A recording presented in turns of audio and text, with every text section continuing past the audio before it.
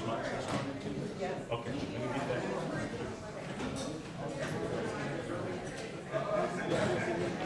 And should I smudge everybody individually or just go around and try to? Okay.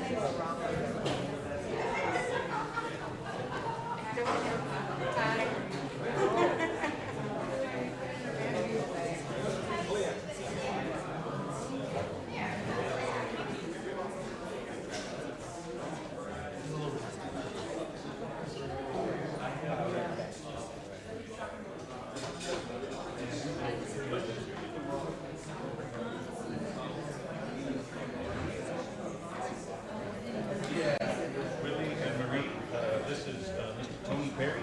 He's with the Anishinabe Veterans and Warriors Society. He's going to help us with this much for people. He brought his bundle. He's got all the sacred medicine. He's going to help us. You want to introduce him? This is sign.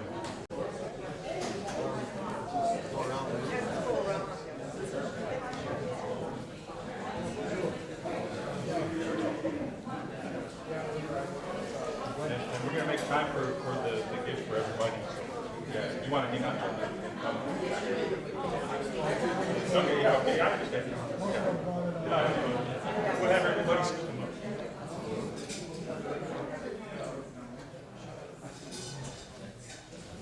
If I may have everybody's attention just briefly, I know everybody's getting settled in.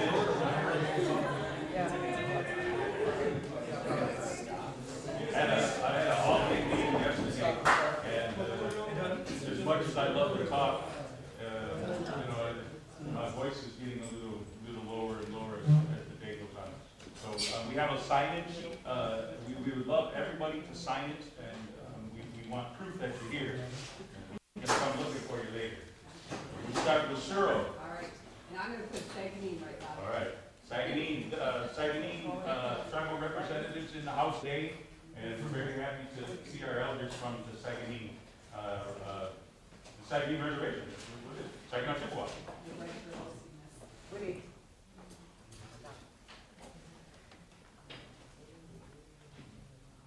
Okay. Yep. Okay. Good. Yeah, that's what Shannon let me know. What we're going to try to do. So we'll get this much.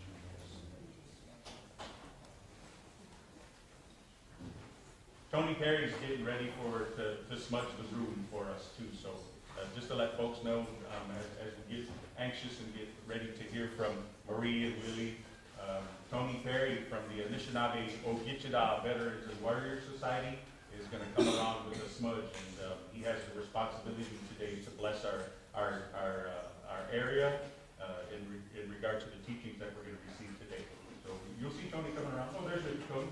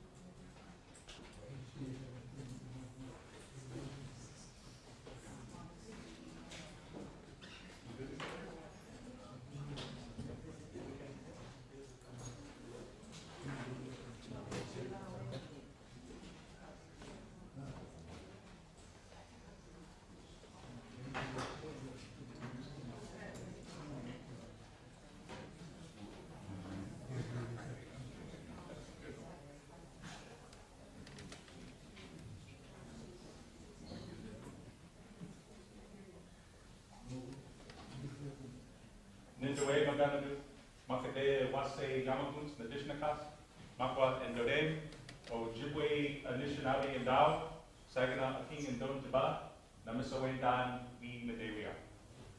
Thank you everybody for coming today. Is this a beautiful day to be Anishinaabe?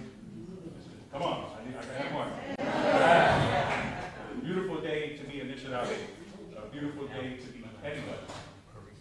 We are here with some wonderful guests, Marie Eshkabak and Willie Trudeau from the Wickwemacong First Nation, and we're most happy that they're here. Shannon Martin, our director of the Ziibiwing Center of Anishinaabe Culture and Lifeways, has been dreaming of this day for many long years. And she was actually hopeful to be here today, but unfortunately she's called away on an off-site gig.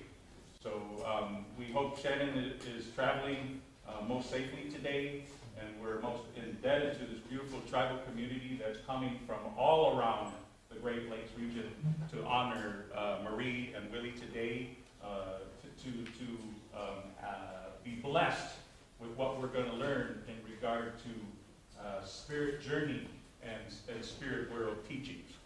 But before we do that, and as we know, as good Anishinaabe people, we would love to be able to offer the sacred gift of a sema. And so this morning I was creating two little sema ties for Marie and Willie, and I used the beautiful color of red, if that's okay. And we're using the sema from the 7th Generation program. And the 7th Generation program, our sister cultural program on behalf of the Saginaw Chippewa Indian Tribe of Michigan, has been kind to us to offer us the sema that they grow at the 7th Generation program. And so this comes with a lot of power. As a Bear Clan man, I take my responsibility very seriously, and especially when we have such wonderful, esteemed guests in our presence.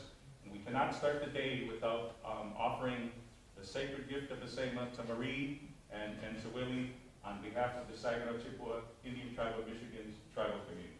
So here we go. So we offer the sacred gift of the sema to you for all that you did for us today, for all your beautiful teachings. We have much respect for all that you do. We hold it in the highest regard. Willie, it's the same as on behalf of the Saginaw Chippewa Indian Tribe of Michigan's tribal community, for all that you do for us, for all that you teach us, and for everything that you do, we hold it in the highest regard. How do you like that? Beautiful.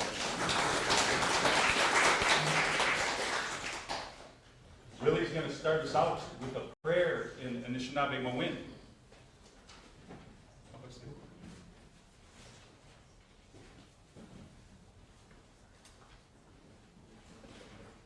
And as usual, I don't have my glasses on.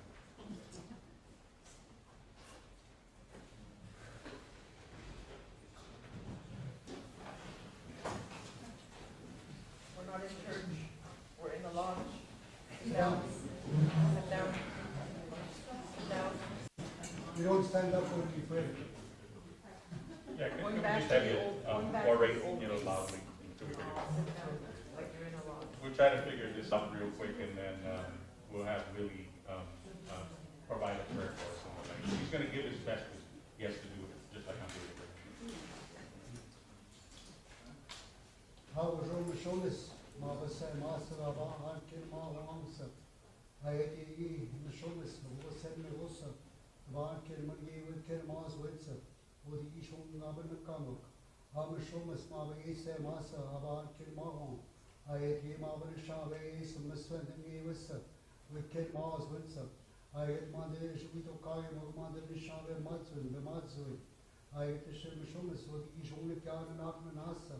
I ate the Imashomis Sema. I ate the Wassamini with the Sea Hosa. I ate the Isha Middle. I ate the Isha Middle. I ate the Isa. I was Samini Isa, the Bashanashka, the money with 10 miles weights. I ate the Shini, the Bidishka, Yangi, Nick, and Maswi. I ate with Kanoe, all of Mushik Toitsa. The Bidishka, Yangi, Nick, we ate 10 miles weights, Kanoe, all Ash Toitsa. We know that Mamma Kanoe Hosa. no ye kene go ash toy ayet ye na de mange ye kene go ash toy sa ayet ye chik tong ni ne so no mi chik tong imna ka jang we sa kene go ash toy ayet ye jeme do ayet ye kene go se eken mun sa ayet ye benistan ye go sa bir yesh ka yang de shkeni ne se an kelma yang de shkeni ne wasi ye do kono ma do sa a jeme do de Ziibiwing ki chong sum ni na ma ba na krux sema ayet ye oda mene to ye ayet ayet oda chik ben dasni ayet ye no so kan ke ye no sa ayet ye no da na apna mun ye no ma ba shom sana sema ayet she no sa the boy to ka si ke no sa the yesh pa ma pis no go yang sa ayet ye no da bas ka go to ang le ni sa ayet ye sa the yesh ka de o sa the yesh ka yang ye ni no sa ke ma so sa dar ke ma yang she ni ma da sa ke ma so sa ayet was we to kun get to no Anishinabe the she was no go ke no how up no me no da na to mun ni no ma ba se ma sa o da ma so sa ke ma so ne ba ka no the yesh ka ge go ke ma pi ke ma so sa ayet ye wa Anishinabe ye ma be be ba misal de man de ke ma so sa Anishinabe ma so ayet ye we should to what ye no da rin sa ayet ma ba no da rin sa ayet ne shi ba sha to de ni ga be no ayet to de shong win na ka te kya ayet ye de sastan ge ma ba sa wa should to what ye de no da rin sa no ma ba ne to ayet to da ja no ye ayet ye de na mu ye ma na sham sana se ma ayet ye ma fan ni ye no je je ke ye no Anishinabe ayet ye no sa de we to ka si ke no sa de je ni am ge ni sa ayet ye de na ka ma ke je was zoe sa ge ma mo sa ge mi no de min ga be no ye no ye ayet ye Ziibiwing de dog ma fan ni ye no was Ziibiwing de ayet ye de ko se ni ye se ayet ye ke ma so sa ayet ye ki ye sa amin we si ni ye ma na de mun ye was pon dem sa ayet ye ish ko dem shkke da na mun ye ma was se ma अब से ये इस दबास का बता गई मुक्ति से दबास का वो थोड़ा आए कि ये से ये इस इसलिए ये वो दबल से आए कि ये बनी कि मन ये इस वो नोट वो ना तो आए कि ये तो बाबा भी तो ये वो से जो बोल मार्च खात मा वो तो बोल में खात मा वो से मा दी जो आए कि ये जो वो से में वो के नो आए वो तुम ये नो से आए कि नो आए कि नो तो ना तुम मन ये नो मा में शम सना से नो आए कि ये को ये मकर न से ayet ye ma de amana ma o ye sama das amal ke ma o man das kapje ayet ye de wa sen ye de wa ka ku man das kapje mina ma da se ma mina ma da wa ke ma de se ye kapje ayet ye de mes ma o ye no man das kapje ayet ye se da bat ka ma ke je wa ke ma so es mina ma da no mo nan to ma ba ni shabe be meno eset se ne she ye wa janu ayet ye ma de ye se तबे we तो काम नहीं निस ना मोश ना नहीं निस तबात तमाम आदस आए कि बेमिशवी चियो तो निशावस बेमिशना अगले मत निशाव तार केरमा याम शे निस दान केरमा याम ये केरमा सेंस बेशवी तो कोई नहीं निशावस आए कि शेष पक में तो मा एक दिन आप मुने ही से मास मकोई ना ये वस बेशवी तो कास में ही से आए कि आप ये आप मुने ये भी योस आए कि शेष ये तो काम ये नहीं सक्शन होशे बत कामुक से के मिनो नीचे से बत काम मिनो मा सुने बत कामुक से मिनो मन दिए बंदर पी मगो काक्स आए कि ये भी प्रोजेक्ट में कोई ये वस मरो बोल तो वो आए कि शनि से शुरू हां शनि स्नान शनि दो हां शनि स्नान शनि हां शनि स्नान शनि हां शनि स्नान Shani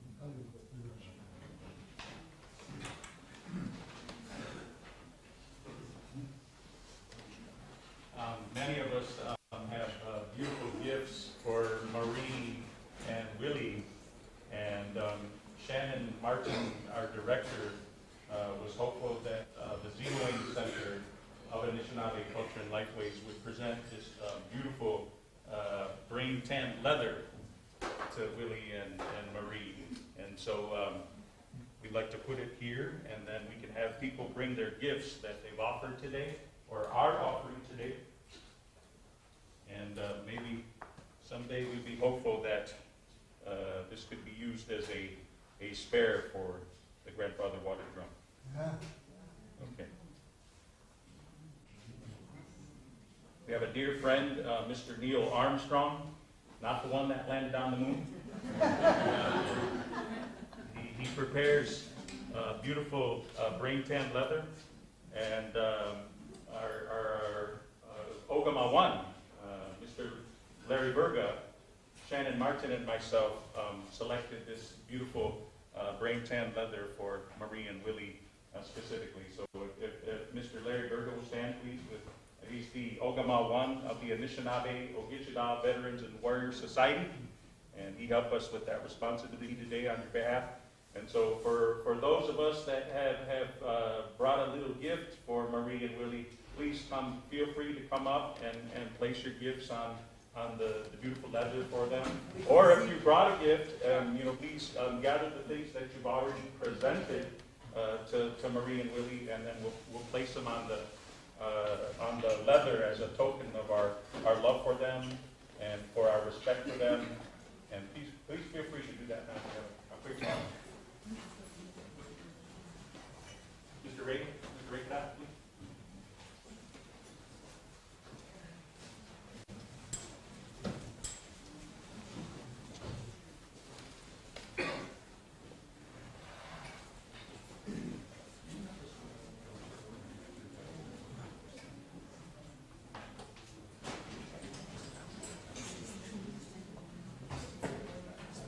Check.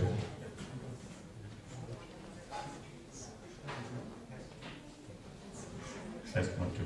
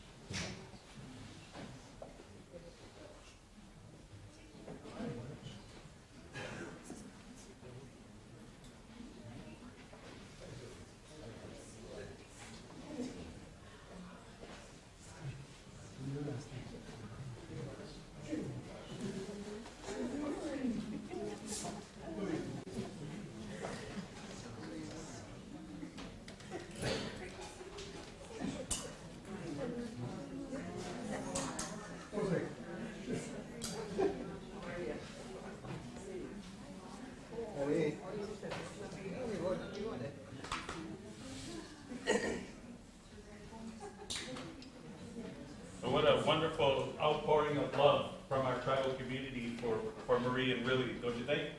You think that's beautiful? I think it's lovely. And so, without further ado, let's hear from Marie and Willie.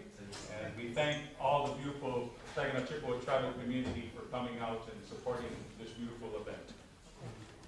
And we have the microphone working too, so.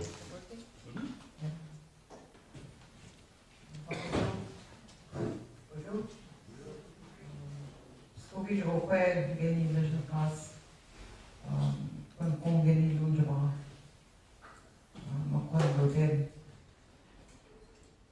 chinendam geni adoshno makpi kinawa.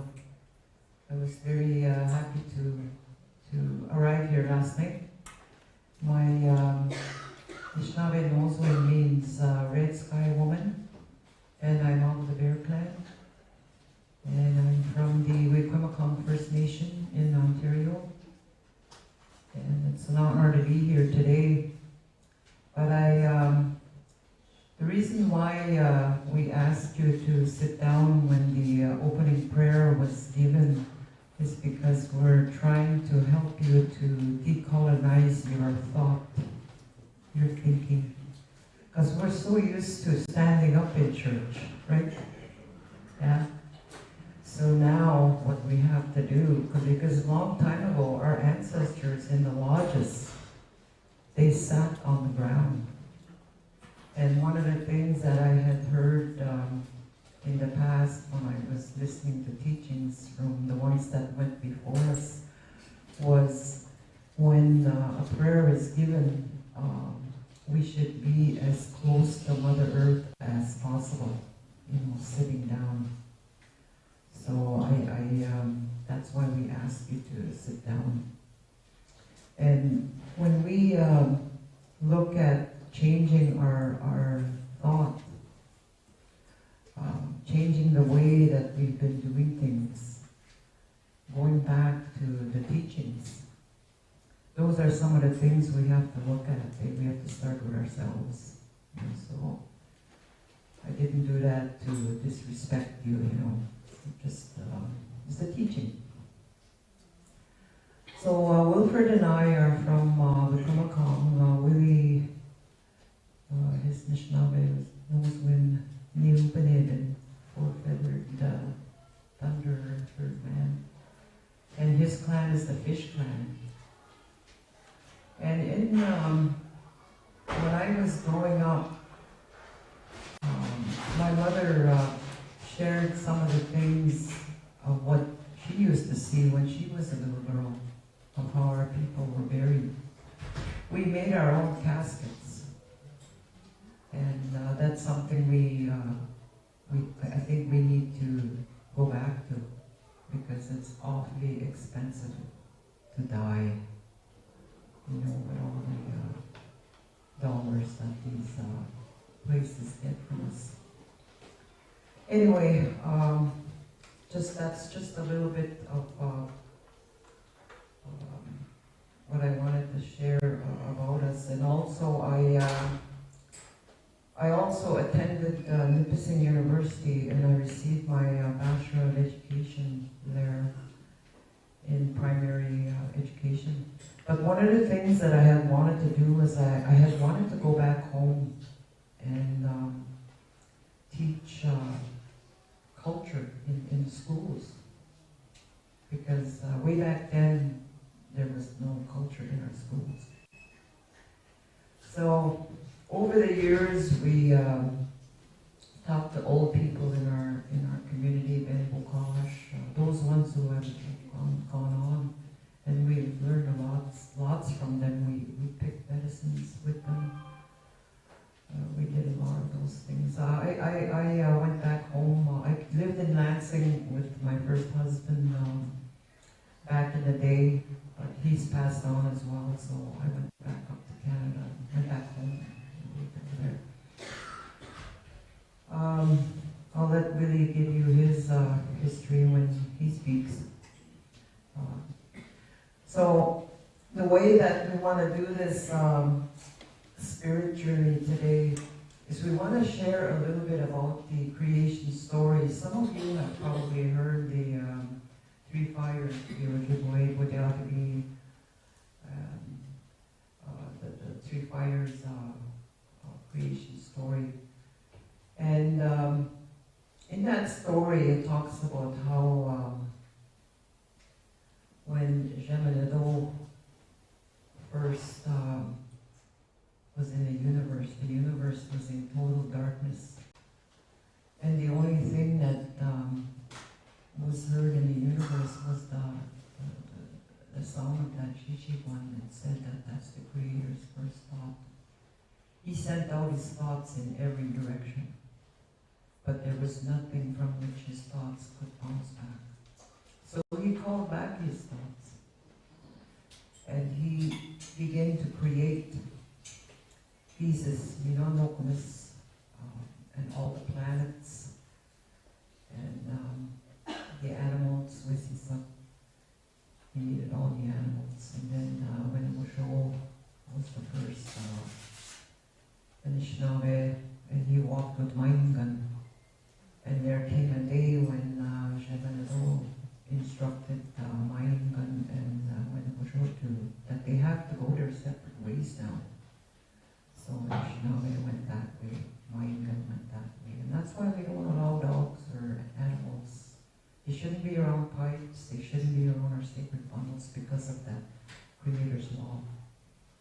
And you should try not to have dogs in your home when you have a pipe, when you have those sacred items in there. So, after he did creation, and then there was 4 doorways through which we come through before we arrive here on earth, in that spirit realm. And it's said that before we leave that spirit realm, we all have the language.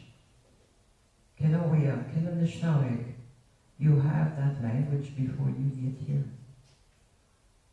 But it's up to you. You gotta wake that up. You have to wake that up inside of you. We're born with the language. And your Anishinabe knows when it's already given to you in that spirit realm. But it's up to the parents. It's their responsibility to wake that up. It's their responsibility to look for those sponsors who are going to help with that child. And so when the child is born, and it's the midwives way back in the day who brought that little one into this world. The midwife was way back then. In the beginning, we didn't have, doctors. We didn't have those within our villages. It was the women who brought that child, that infant, into this world. And it was the women who wrapped that little one. The women wrapped that little one. And so when this one, the elderly person, or sometimes today we have suicides, we have people leaving this earth very early. It's the women again who do the wrapping. We wrap the body of the deceased before they go to meet the Creator. It's the women who pick the cedar. And when you pick that cedar, don't just go in the bush and pick it and start put the tobacco there, and make sure you talk to that tree. Or make sure you ask for forgiveness from that cedar tree. And let the spirit of that cedar tree know why you're picking that cedar. Because trees have a spirit. Water has a spirit. Rocks have a spirit. And try to have that belief. A lot of us don't have belief in these ways because we don't walk it. We don't practice it. We just say it. So strengthen your belief and talk to that tree. So what if so-and-so calls you crazy down the road? Don't pay attention to that. So we talk to that tree as women, and we ask for forgiveness because you're taking its life, eh? And we as women, we're not supposed to take life. That's why you have to ask for forgiveness. That's not our role on earth. We're not supposed to take life. We're supposed to give life, bring life into this world. And that's our responsibility. So that cedar then is a protector. So we put cedar in that blanket all around that person before they leave. And we give the cedar bath as well to that person, because you want to clean that person's spirit before they go meet the Creator on the other side. You want to make sure that person's spirit is clean. And it's good to do it before the person leaves, if that person is on their way out. My mother passed away last March, and we did her cedar bath a month before. She took a heart attack in December, and we gave her a cedar bath in January. And she passed away in March. So I was able to make her a star blanket. And again, that's our responsibility, is the star blanket. When we take our vows in that Ziibiwing Lodge, one of the things I was told at my second level is to make that star blanket. And our grandmothers used to make blankets in the wintertime. That was what a lot of them did. I remember seeing my mother make those blankets in the winter. That's your connection to that second level. where the star level, the star level, and those beings that are there. You make that connection. In February, Mokogis that's very strong, a strong moon. Mokogis is to make that connection at the full moon. So we make that blanket. We prepare it, and I was able to make her a ribbon skirt and her ribbon shirt. Put her colors there, her naming colors. And I know some of the things that we've been conditioned to think. We're conditioned to feel sad when somebody leaves. We're conditioned in that way. When my mother left, inside I felt happy because she lived her whole life. She was 90 years old. She lived her whole life. She planted that garden. She hardly left the reserve. She lived on the reserve most of her life. And she taught me a lot of things, how to preserve foods, how to do quilting. She even taught me how to knit. She was teaching me more of how to say in the language. She was very fluent. She was Bodhi. Her family came from Wisconsin. And the story that she shared with me was that they crossed over in Walpole Island at night. And she was her grandma was an orphan because a lot of them that swam across at night, they drowned. They couldn't make it. So that's when they were running away from the U.S. They were running away from this country because they were being relocated in Wisconsin. Anyway, just a little bit of history.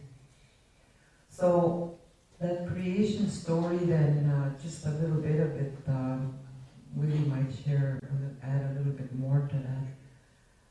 So when we arrive on Earth and then our path starts, we're given that good life, Matazoin. And I know some of you are scared of, I've heard this before, that people are scared of Medewin. You know what that is? That's just simply good-hearted way. Why are you scared of what the good-hearted way? I hear a lot of that up where I come from, and probably down here too. There's nothing to be scared of in Medewin.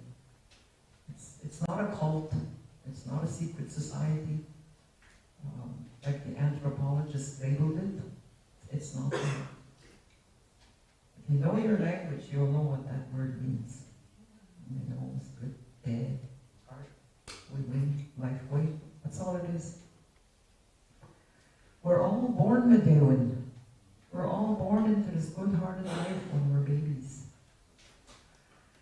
So I'm going to pass this over to Willie. I may have forgotten some more things of the women's responsibility, but Willie will add it, and hopefully I can try to remember some of it. So I'll share a little bit of that, of the women's response. Oh, you also need four helpers, 4 women helpers to help you to wrap. George, your sister, was one of them. Marilyn, she helped me before she passed. Okay. Mibach.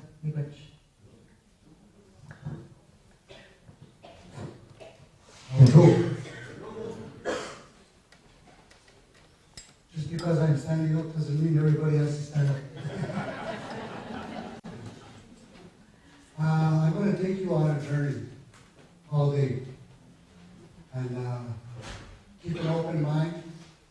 Also, I'd like to apologize if when I talk about this way of life that you don't feel offended. You might get offended in what I talk about, but it's not to offend.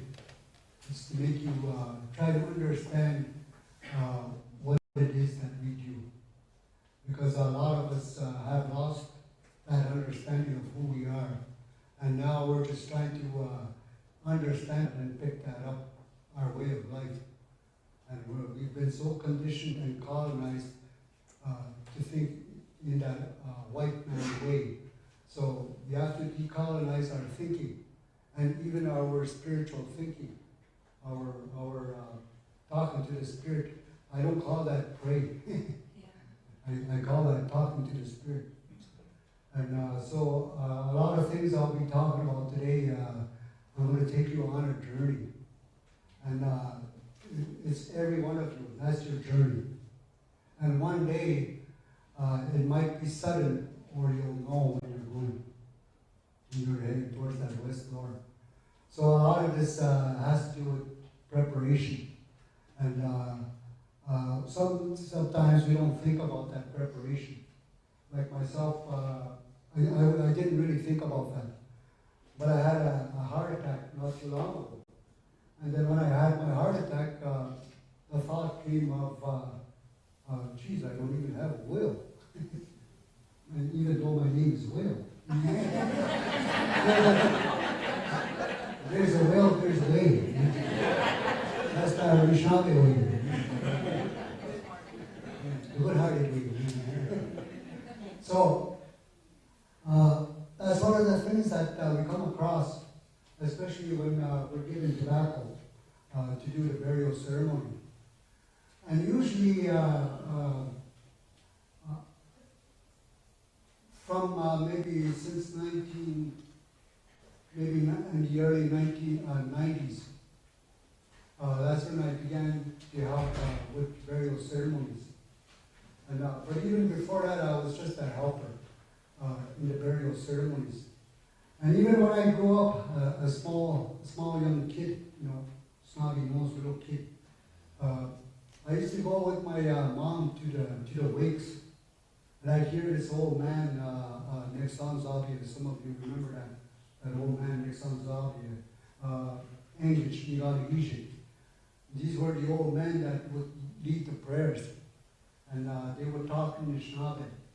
And we even had those Indian songs, what we call the Indian hymns. And I remember everybody had this little burgundy book, and they would follow. And when I went to those wakes, I would look at that little book, and that's where I learned Anishinaabe, the language, how to read that language. But it was, the way it was written was like the way Basil Johnson wrote his Anishinaabe language. It's not in the way of the Fierro system which we have today. So when the Fierro system came in, I had to relearn the way I read the language. But my original way is oral. I learned oral because my parents spoke Anishinaabe. And when I started school, I didn't understand English. And I got heck for it. But we're not here to talk about me. I'm here to talk about us. So Marie kind of just briefly skimmed through everything. So this session is about the journey home. And it's a cycle. It's a cycle from before we even got here, about Shemgado, where we come from, Shemgado. And we have a teaching called the 7 Fires of Creation. We have that teaching. And those 7 fires of creation talks about the first fire being Shemgado, our Creator. The second fire being the Grandmother Moon. The second fire being the Grandfather Sun. The third fire being the Grandmother Moon. And then the fourth fire being that place where we all go when we pass away, what we know as Nuitagi Shom, or Chitibendasuni, or some people would call it the Bam Dibwase. So that's where we all go when we pass away. And there's a spirit that guards that place over there, a guardian spirit. And at the time of creation, Creator gave the spirit all that. And he told him, from this day, from this time on, you will take care of this place, and you will help, you'll be the one that will answer the tobacco. So the Creator gave this place to him to be the caretaker, and also to be the caretaker of all of creation.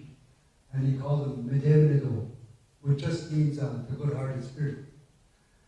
So at that realm is where all the medicines were created in spirit, and all the animals were created in spirit.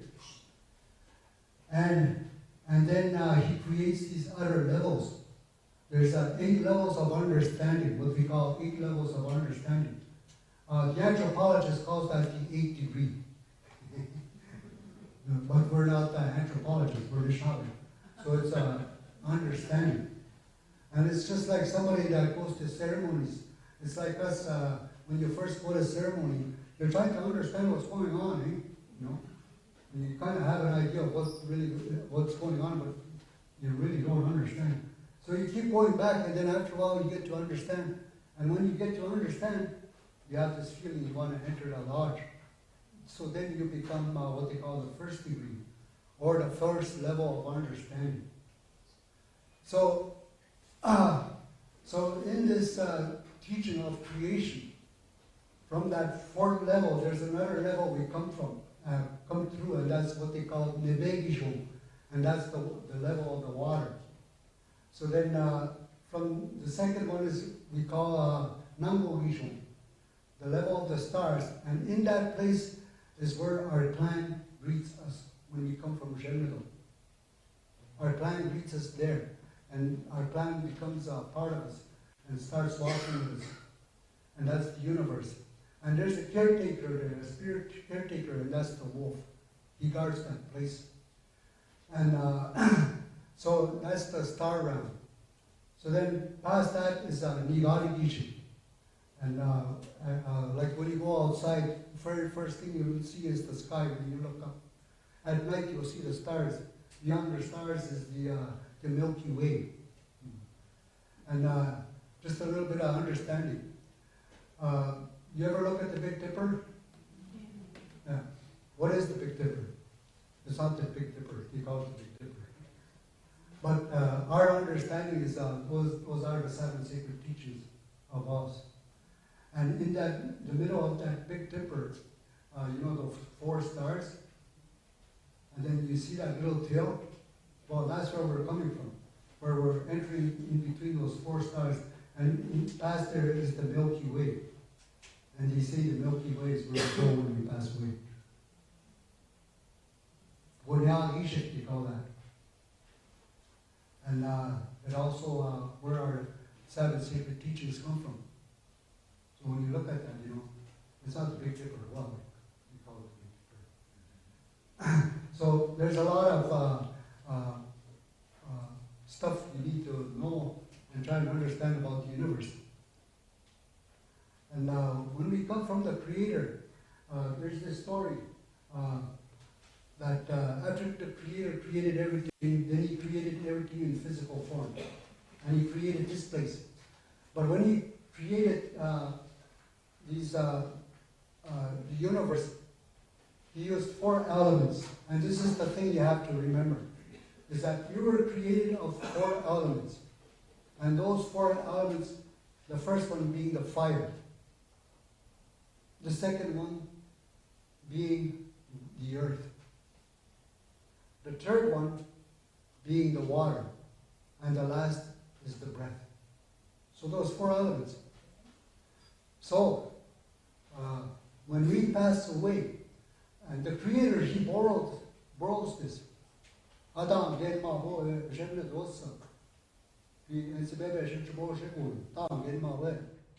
He borrows this. So when we pass away, Mother Earth takes that back what was borrowed. And that's why we bury. We don't cremate. So, you know, I don't mean to offend, you know, but we don't cremate. we give.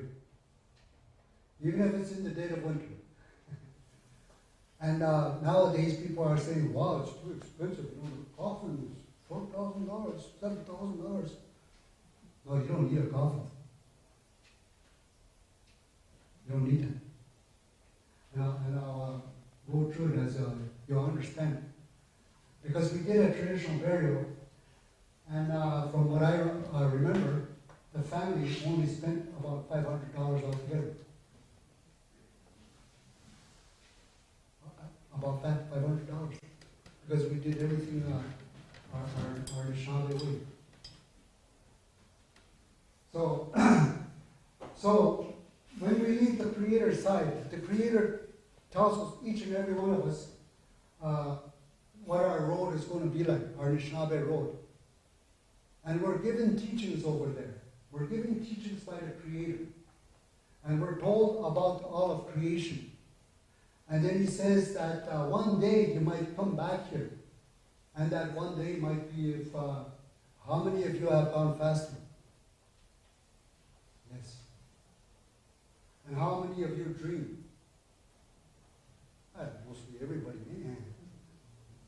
But I mean when you're sleeping, you dream. I don't mean like, oh boy, I wish I could be in Las Vegas. I don't mean that kind of a dream. But when you're sleeping, you dream. Your spirit travels. So, that's why he tells us that one day you'll come back. You'll come and visit us. So when we dream, sometimes our spirit leaves and travels. And we go back to that place, to those places. Sometimes we'll dream of our loved ones that have gone on. How many of you have experienced that? How many of you have gone over there? You know, I had several occasions where that happened. Because a lot of times I've gone through near-death experiences. And there was one time where I was actually in the hospital, and the nurse said I was gone for 5 minutes. I came back, and he didn't want me up there. He said, I had too much sins, man. Those too much sins are mishomsa.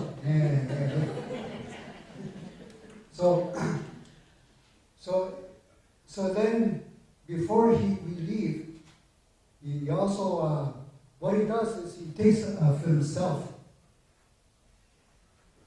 And I remember I said, Jemado is the first fire. He takes off himself, and he puts that little fire here. And he starts talking to that little fire. And after he starts talking to that little fire about creation and where he's going and what it's going to be like when he gets here, starts telling him about that. And he says, one day I'll come and get you. When I see that you've filled your responsibility, your duty in life, and what you need to do. When I see that, I will come and get you, and I'll bring you back home. So he tells him that. So then we also before we leave, every one of us, before we leave his side, he gives us a bundle. And that bundle is up to us if we want to open that bundle. We have a choice. And sometimes, I remember myself when I was first given an eagle feather, I thought I wasn't worthy of that because of my past. I thought I wasn't worthy of it. So I said, no, give that to somebody else. I don't deserve that. You know, a person like me, doesn't need that. And then after a while, somebody else tried it. I said, no. But that was the mistake. Because when we're beside the Creator, even though He tells us what our life is going to be like, you have to remember that no matter what your life is like here, you're still part of the Creator.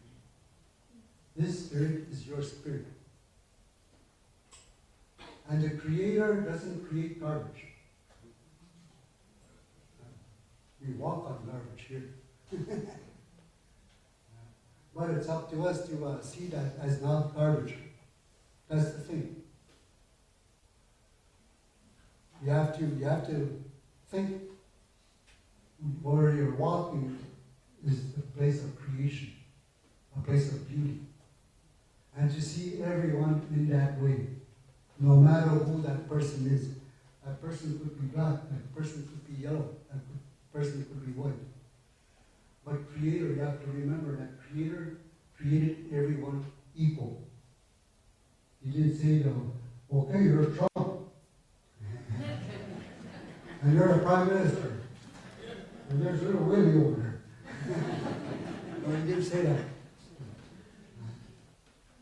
Created everyone equal. And that's where our unconditional love begins. So then he tells us about all this, and we could feel that unconditional love. We could feel it. And it's so strong. I felt it already when I went up there. I felt that I didn't want to come back. But they said, no, you have to go back. You have family to think of. You got this woman, she's not going to eat if you don't go back. You gotta go back and work. Keep working. So then he gives me this gift, this bundle. And that bundle is an enormous bundle. And what I was taught was that the second gift is the gift of life. That's the second gift. The gift of life to give life and to become just like the Creator. So our children, that's the second gift. And the other gifts come along. So then he gives us that, and then he sends us off, and he says, "You'll see what I created. Every time you go through, try and understand that. Look at that, what I created. All those levels of understanding." So he sends us off. So then we start walking away from Genelo. So he sends us off. So start walking. And then we start seeing what he created. And then you have this feeling that you're walking away from Genelo. Think about when you first started school, eh? When you left your parents' home for the first time. How did that feel?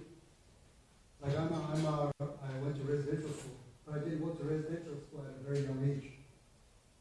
But my parents did. But when I started school, I was 7 years old. And that first day going to school, I still remember that first day. Because it felt like I was walking into like a little prison room or something. And I started to feel the treatment that I got there. So that feeling that you're leaving that side, the feeling that you're leaving your family, your parents for the first time, that you're leaving that bond that was created for the first 7 years of your life, you're leaving that. And then it says that we stop and we look back. And then we say to the Creator, I don't want to leave your side. I don't want to leave you. He says, but the Creator says, oh, no. I created this very beautiful place for you. Just keep walking, keep walking. So then he tells us of all the things that he told us. So then we remember again. Okay. So then we start walking again. Then we stop again the second time. Now we've gone to that other place. And we see the power of the sun and the responsibility of the sun. We see all that, what the Creator gave to the sun, the responsibility and everything, and how the sun helps us. So we see all that, and then the next one we go to is we see now where the moon is working. And then we see all the things of the moon, and all the things that were given to the moon, and the teachings of the moon. We see the phases of the moon, how that works, and also how to treat woman. We see that there. And where life comes from. We see that there. And we also have that feeling of how water works. We see that there. And how, when we finally get to this place that we're going to enter the womb of our mom and be taken care of in that water inside the womb. And we see that, we feel all that, and then at the same time, we're feeling that we're a little more ways from Jemmedo here. So we stop. So now Jemmedo is like a little light over, a light. At first, Jemmedo was this big light. And you can just feel this energy, that unconditional energy. So then we stop and we say,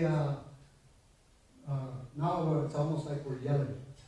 And we say, Jemmedo, I don't want to leave your side. I don't want to leave. You tell me this story about where I'm going, but I really don't know where I'm going. I'm just seeing it as I'm going, and I acknowledge everything. I'm building up my respect, and I'm building up that unconditional love that I feel for everything. I can see that, but I really don't know where I'm going. I don't know where I'm headed to. So Jemmedo says, no, keep on going. There's a beautiful place over there that you'll see. So we keep walking again. Then we come to this third place that we stop. So now they say that's the place where this planet was created with all those rings. And then that's where we see all the colors of life. And they say that it's like a mirror image when we go through there. And in this mirror image, we see our color for the first time. And our color is what some of us will say, my name colors.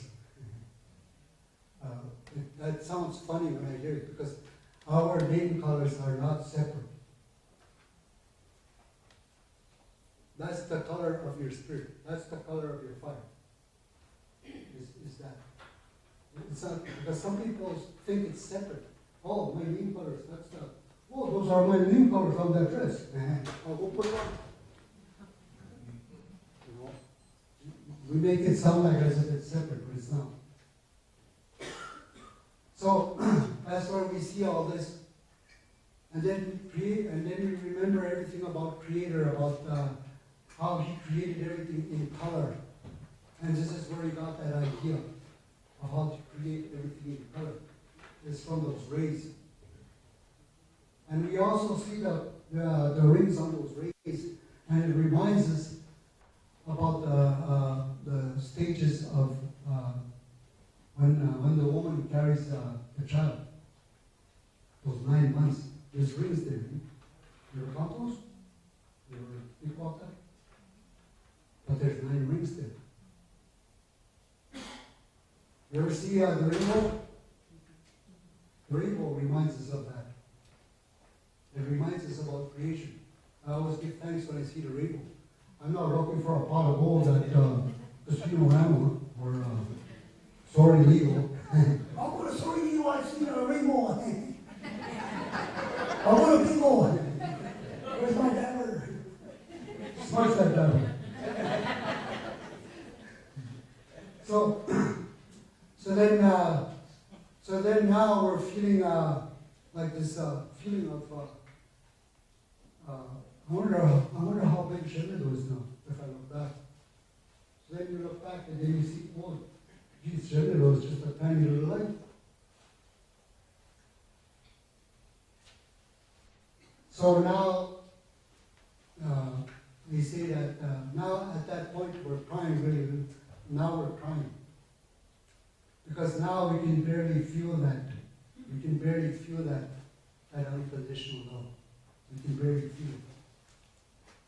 And we cry there. We cry a lot. And as we're crying to Jemmedo.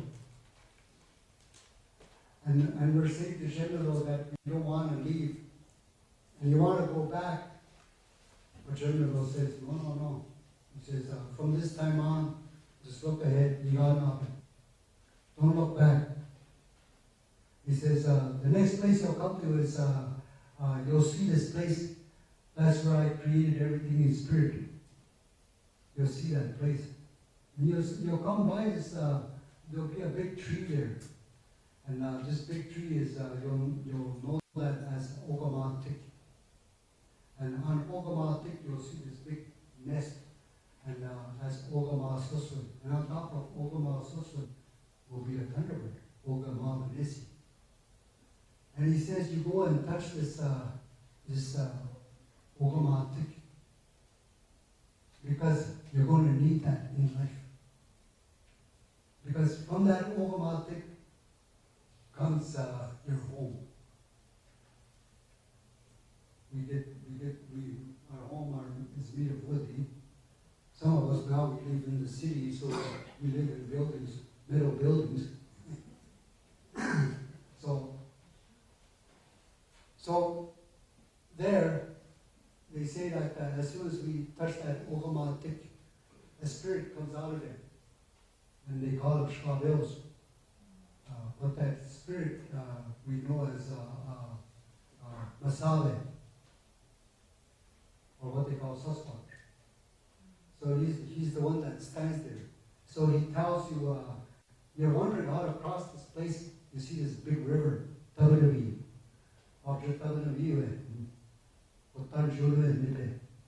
So then you see this fast flowing water. So then you ask Kabels, how do I cross here? And he says, don't you remember what Shenandoah said to you?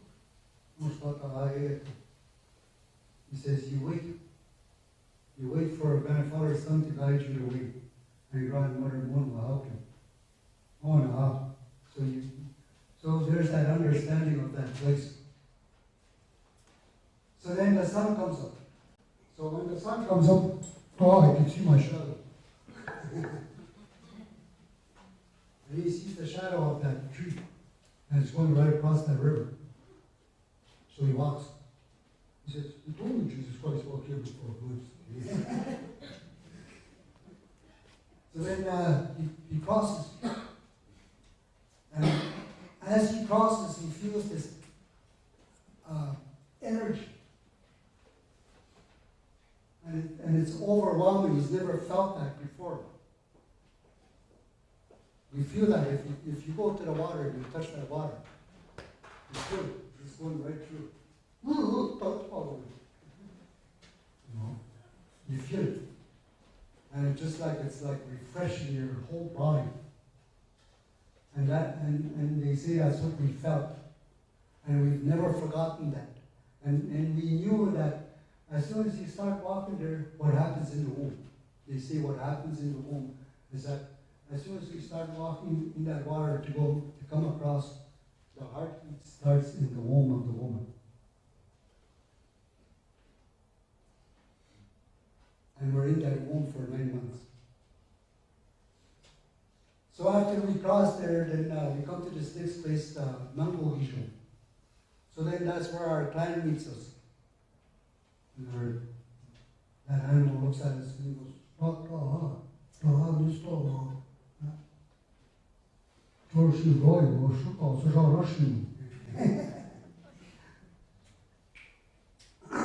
So then that animal announces your name, and that's the first one that announces your name. And you're surprised in what it calls you. So at that time, at that moment, you know who you are.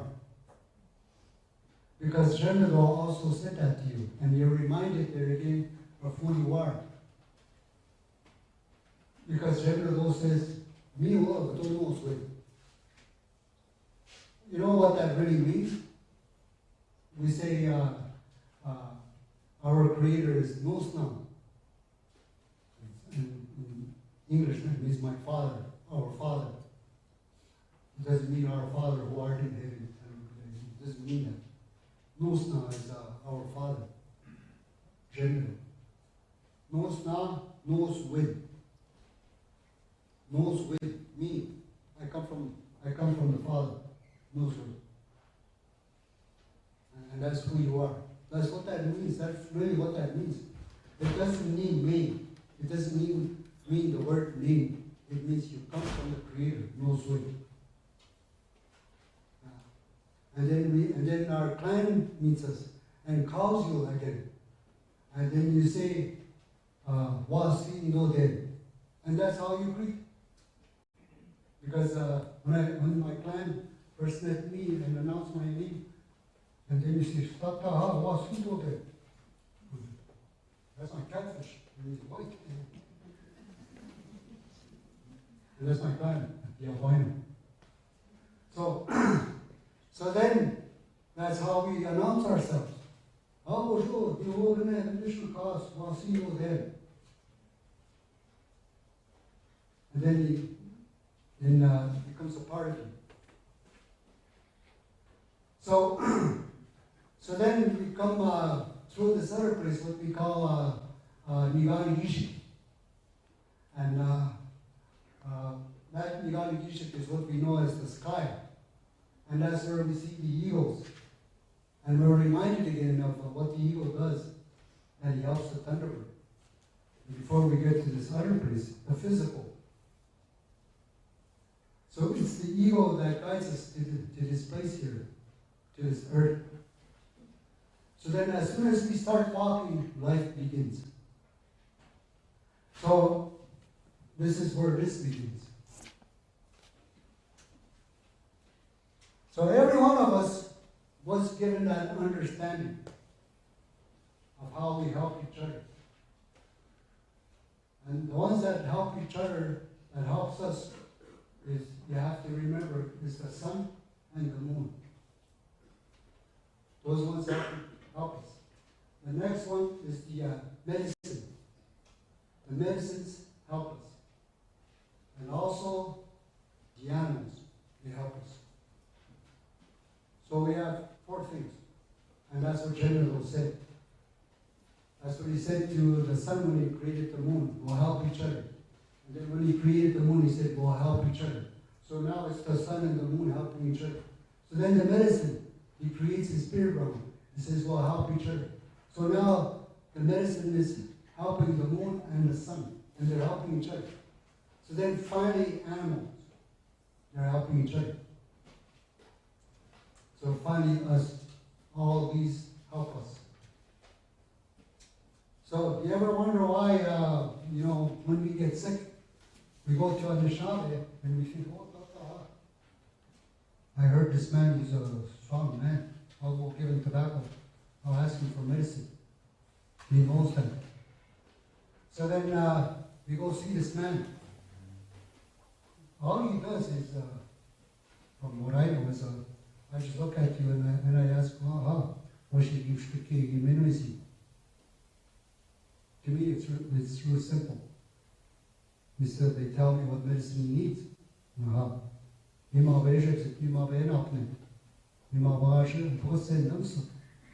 So when I'm talking the language, I'm saying, I'm asking, what medicine does he need? But I'm talking to the clan. I'm talking to the clan when I do that. Because the clan is the one that travels back and forth. Your clan is the one that, when you dream, your clan is the one that travels.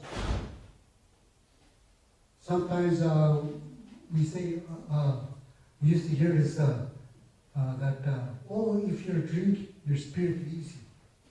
Or if you take drugs, your spirit leaves you. And then he comes back 4 days after.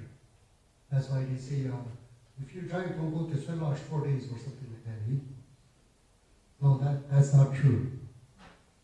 Your spirit, when you're born, it stays there to the time of death. But it's the clan that leaves. That's the clan that travels. You understand that? Okay? Your spirit is there from the time you're born to the time you die. If it leaves, your heart is going to stop. You will no longer be. Kashpawasya. We call it Kashpawasya. You will no longer shine. So now we get over here. Finally, we're born. As soon as that happens,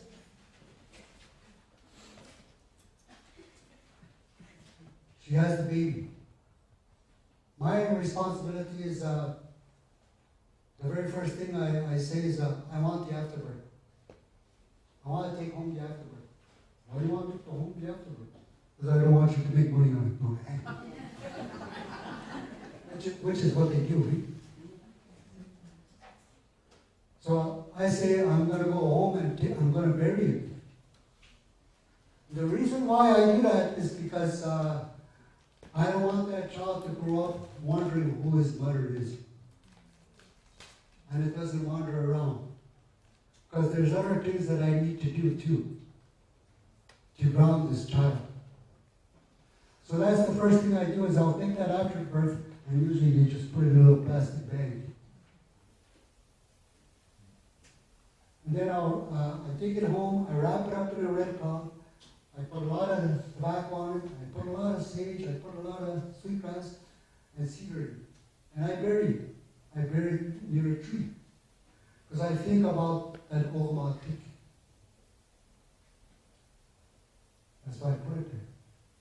And I know Omatik one day will make me carry another tick, which is a Medewa tick. And I will carry it. Or I will make sweat lodge, Or I will make a pipe stem. Or I'll build a log home. And which is what me and her did. We built our own log home. And then we moved into a modern home. So then after the afterbirth, about a week later, then the disease comes out. And I put that in a little pouch. And then during that time, I've given tobacco also to Walid Bine. I give him tobacco asking for that Anishinabe and Mosul. He says, come back in 4 days, I'll have it. And I said, okay. By then my wife should be home. So, 4 days after, we have a naming ceremony. And then he tells me what the baby's name is and the colors of the baby. So as soon as I hear that, I make tikanaga. And I'll make that tikanaga. And when I make that tikanaga, I put those colors on that tikanaga. And if we have a medicine, a family medicine that we all know, I'll put that medicine on that tikanaga. Around that, what they call, like a mouse bag. You ever see a tikanaga? You know the way they look like? Well, I will put that design there of that medicine. That's our family medicine. Me and my family, our medicine is the tulip. It's not because we have two lips. But that's our family medicine. If you see beadwork on my outfit, you'll see the tulip. If you see beadwork on her outfit, it's the tulips. On my daughter, Shiz, if you ever see my daughter Shiz, her beadwork is the tulip. And also the strawberry, because we have a close connection with strawberry. So I'll put those colors on there. And then that little pouch I put the DCs, that little I put in that pouch. I will hang that on that tikanaga. And then right in the middle I hang this what we now call the dream catcher. But it's really called the spider's eye. And that spider's eye, there's an opening in the middle of that dream catcher. And that's what protects you. It protects your spirit. So all the negative things that come towards this child, it gets caught in that way. And all the positive things, it goes right through. So we always hang that there. On the side here, we hang this umbilical cord. So after a while, the child will grab that and go, that's the soother. Then on this side is we hang a little cane. And that little cane represents the cycle of life. And we say, you were born to us. You haven't even learned to crawl yet. You're just wiggling around. You see this little cane will take you up to the time you're an old person where you can't even walk anymore, where you will become thick. And we're talking about the cycle of life there. And that's why we hang that there. But it's called a technology. Before we put the child in there, before we put these things in there. As soon as we hang this dream catcher there, the name changes to Kinaga. Because what that means is now it's a protection. Kinaga. And that's what that means, Kinaga. But without those things there, it's just Kinaga. So, also in that Tikanagan, the way the baby is tied up, is you can see the Anishinabe road there. And it's important to know that when you see these straps crisscross, that represents that Anishinabe road that that baby's going to walk.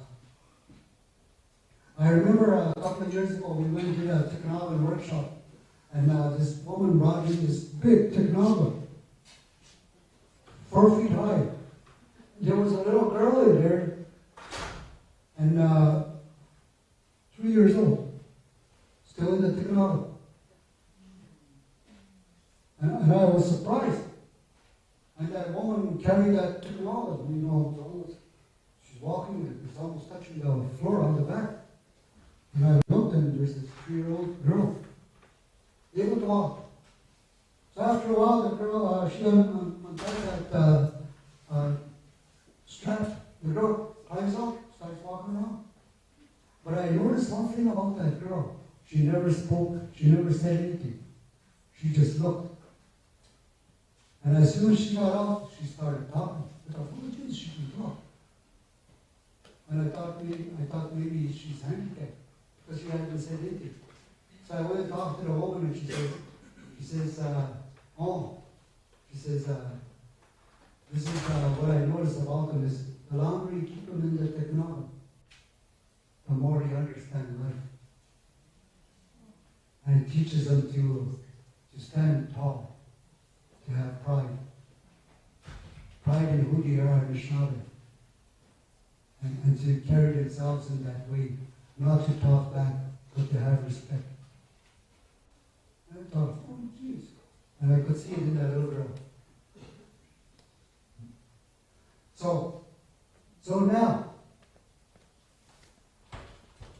we go through life. And sometimes those little ones, they leave early. Sometimes we leave when we're teenagers. Sometimes we don't know when we're going. We don't really know that. But we have a way of what we call asking for forgiveness. We have a way to do that. And one of those ways is by fasting. One of those ways is if you go to ceremonies and you enter the lodge and you want to be midday, what they call it, you want to be midday. You forget that every one of us, when we leave the Creator side, when we come through that fourth level, we are midday. Every one of us is born midday. Because every one of us has the good heart and spirit. It's just that when we enter that lodge, we're entering into an understanding of that lodge. And that's all that is. And we say, the midday war, I'm first degree midday. It doesn't mean Bachelor of 8. So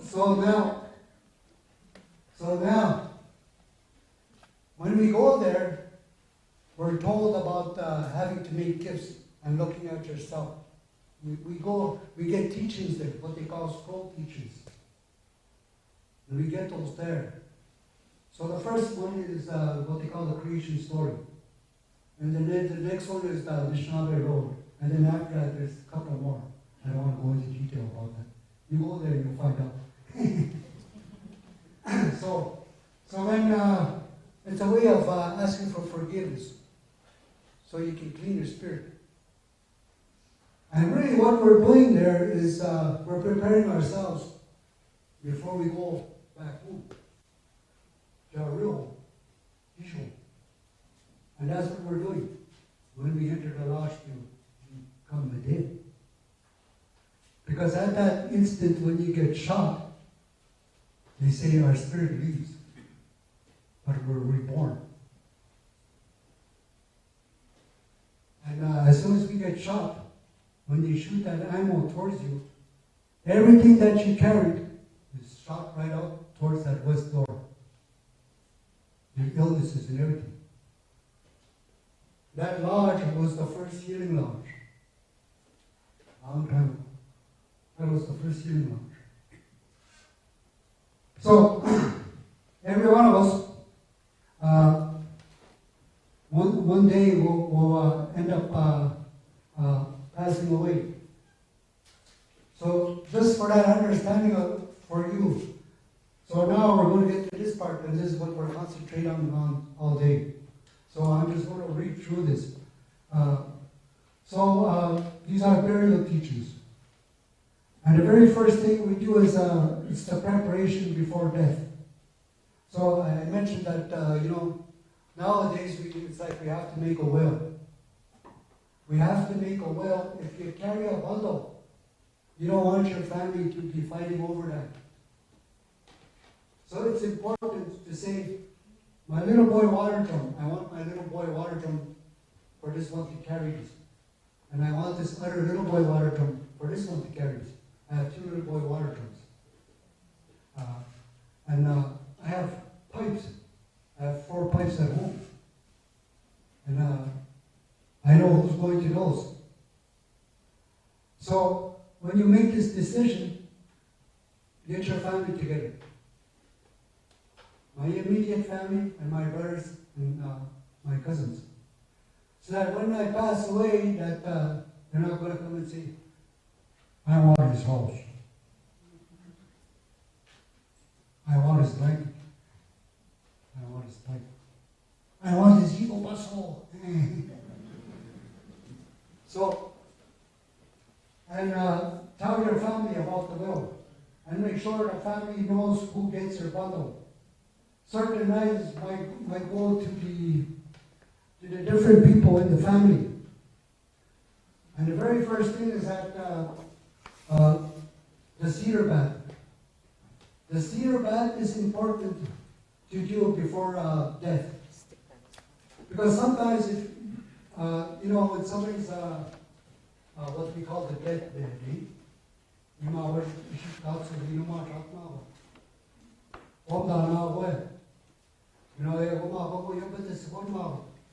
and sometimes when they're in their deathbed, they can see spirits coming, the relatives that have passed on. They come and visit them. And when that happens, after a while, we notice that they're struggling. And it seems like they're having a hard time to leave. That's why we give that cedar bath. Because maybe at that time now, they don't have the energy or the strength to say, forgive me for what I did. They're trying to clean their spirit before they go. Because they want their spirit to be clean when they leave. And they don't want to leave something behind. Because they know that when they leave, you're going to have people crying. And that's the hard thing to do, is grief. And a lot of times, the grief is because we didn't forgive.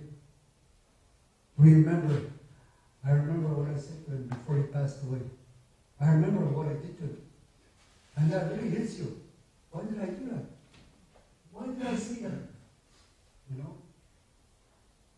So now you're feeling guilty. Now you're feeling shame. And sometimes even the blame. And that's why it's important to do that cedar bath. Even for that one. But sometimes maybe they can't even speak anymore. And the cedar bath, because we have women that will do the cedar bath. The men don't do the cedar bath. We don't do that. It's the women that do the cedar bath. It's the women that will go and pick the cedar. It's the women that will pick the cedar, pray for the cedar, and pray for the water. That's the woman's responsibility. And what we can do is sing for that. And we can smoke pipe. My cousin, my brother's wife passed away yesterday. And about a month ago, we thought she was going to go. So my brother called me up. He says, "Can you bring your pipe? I think she's ready to go." So I went and took the pipe. I smoked the pipe. And then the next day they came and did a cedar bath. You know what happened? Yeah, she got better. And then my brother actually thought that she's going to get better. I said, "God, well, you'll get better. Don't say that, because I think she's only here I think she needs to visit." And usually that's what happens. They need to, before they go, they have to visit. Get by out. And sometimes their spirit will travel to go visiting. And sometimes we feel that day when somebody passes away, before they pass away. "Oh, what was that? I heard something in the kitchen over here." But there's nobody here. Or the TV turns on all of a sudden. Or you have these things, Brahmanis, we call Brahmanis. You feel the presence of the Spirit. So then the cedar bath is important to do. And sometimes, like saying, like an accident, sudden death, we'll do the cedar bath after, like maybe at the undertaker's place. If the body goes to the undertaker.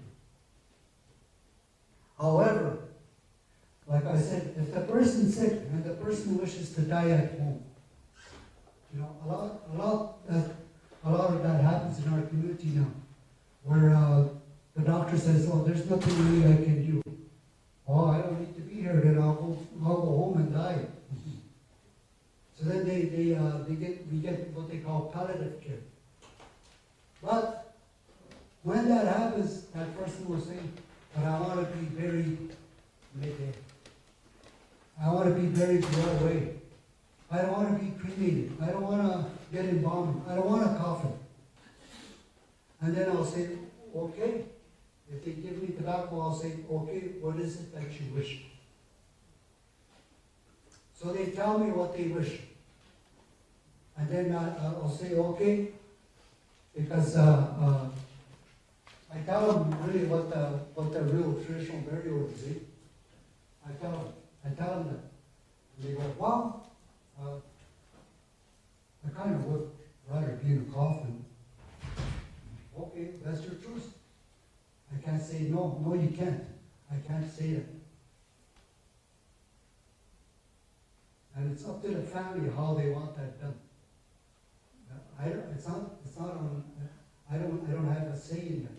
All I do is I'm just helping aid that spirit to go through that west door. But I will tell them what it is, what a traditional burial is. And what that is that as soon as that person passes away, we wait for the coroner to get there, sign the death certificate, and the body is released to us. As soon as the body is released to us, we will take that body, we will give them a letter cedar bath. And the reason why we give them a letter cedar bath is because now I'm going to have to take this pitch from the pine tree and the gum from the spruce tree. And I'm going to use that, and I'm going to cover up all the openings in that body. The reason why I'm doing that is because in 4 days' time, after 2 days' time, this body is going to start decomposing, and it's going to smell. At the same time, maybe they give tobacco to her, and she's going to get those helpers. She's going to get a woman that's going to get all the cedar. She's going to get the woman that's going to get the water and everything. She's going to get that ready. We're going to look for somebody that has that star blanket. So now we're taking the body into a place where we're going to do this, preparing this body. First thing we do is we look for a flat board. And we get that flat board ready, where they're going to carry the body. After we get that flat board, we'll put the blanket on there, the star blanket. Then we fill that star blanket on the bottom with cedar. Then we put the body there. And when we put the body there, this is when the cedar bath has been finished. And when we put the body there, that's when we start filling up those holes, those openings. The spruce gum goes in the eyes. The spruce gum is the last one we put in the mouth. And I don't know if any of you have experienced that, but when your loved one passes away, they kind of tell you to, if not, the mouth is going to stay open. So you have to shut it. So when I do this, there's a tendon up here and a tendon over here. I will sew that up after I put all that spruce gum in there. I will sew all that up, tighten it, put the sinew in there, and then I put spruce gum, fix the mouth up. But I don't make them smile. I've seen undertakers do that. They make that person smile. And I'll fix the eyes. I'll fill the eyes with that spruce gum. But the pitch goes inside the throat as much as I can put it in here. And then in the ears. The pitch goes in the ears. So that the smell doesn't come out of it. And we put a lot of cedar on the bottom because the body's going to go on there. Because in a couple of days' time, the water's going to be, it'll soil itself. So that's why we put a lot of cedar, so it smells. Then after we put the body there, and then the next thing we do is we'll put the moccasins on. But we put holes in those moccasins. On the heel of the moccasin, we'll put a tiny hole in there. And then in the moccasin, we'll put cedar. And then we put those moccasins on. We don't put socks on them. They didn't come into this world with socks on. So we put cedar there, and then we put those moccasins on. And when we do that, we tell this spirit that will give you instruction after. And the other thing we do is, as soon as the body dies, as soon as this person dies, we light a candle or a fire. We'll light that fire. And this is important to know is that when we light that fire, we'll give tobacco to somebody to light that fire. And we'll tell them, we tell them what that spirit name was and who the clan was. And when he lights this fire, he'll call that spirit to come to that fire. And they'll wait for instruction. So, like say, if this happens in a hospital, and you want this kind of ceremony, just call home and say, can somebody light a candle? I'll give you tobacco after, but light a candle. They'll light that candle. And then when the body gets to the wake, make that fire there. And have people that will take care of that fire. Firekeepers. So then you take that candle where they're going to light that fire and use that candle to light that fire. You don't start that fire on its own. That fire has to be started with this first original. Because that spirit is beside it. That fire. So when you light it at that sacred fire, when you have that sacred fire, when you light it, then the spirit is there. So we have these firekeepers there watching this fire. And we always tell them, even in ceremony, we say, don't throw garbage there, and and everything we say to them is no foul language, because there's a spirit waiting there. And we put cedar around that fire. And inside that cedar is where that spirit is standing, the deceased. And he's waiting for instruction. But at the same time, he's hearing people coming there to offer tobacco. And he's hearing all that. So then, on the first night, on the first day, like say, I'll give you an example. If somebody passes away at 5 o'clock at night, okay, it's going to take us quite a while to get the body ready. So maybe we'll finish the body, getting it ready, maybe by about 9 o'clock. So then we'll say, okay, we'll start tomorrow. But this is the first night. You have to remember. So the next night is going to be the second night. But we'll say this is the first night of the week. And usually that's what happens, eh? Maybe the body's going to go to the undertaker, and you got to prepare the body, so we'll bring the body tomorrow night. So then that's your first night of week. But that's actually the second day, or the second day of the week, or the second night. So you have to remember that.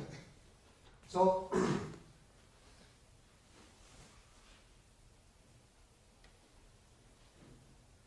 we get the place ready where we're going to have the week. So like say, we'll call that the east door. So when we bring the body, we're going to come in through the east door. And there's the west door. So we're going to put the body over here by the west door. The feet should be facing west. And the head towards the east.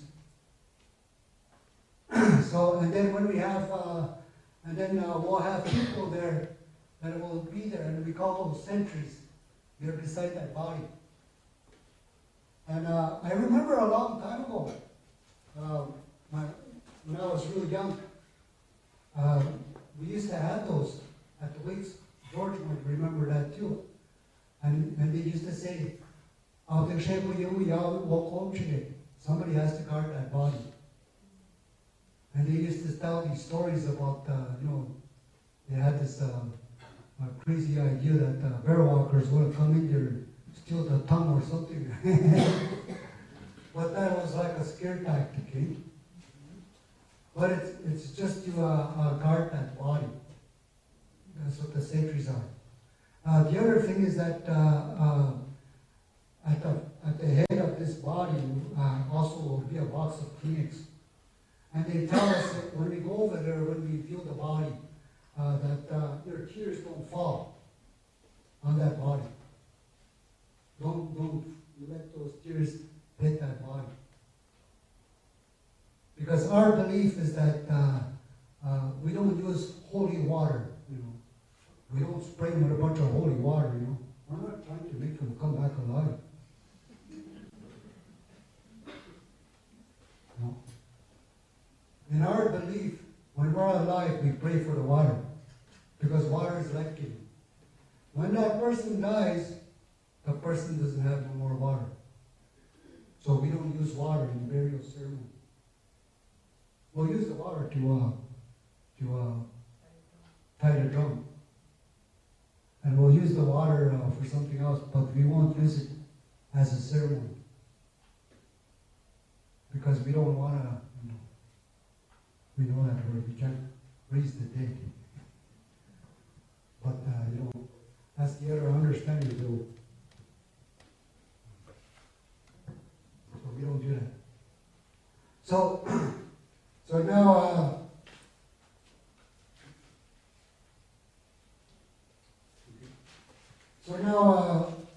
now we're getting ready, and we're getting ready. Now we're going to bring the bundle in. So the bundle is the pipe, eagle feather, medicine, and we get the little boy water drum ready. And we use the little boy water drum even for a person that may have not gone to the lodge.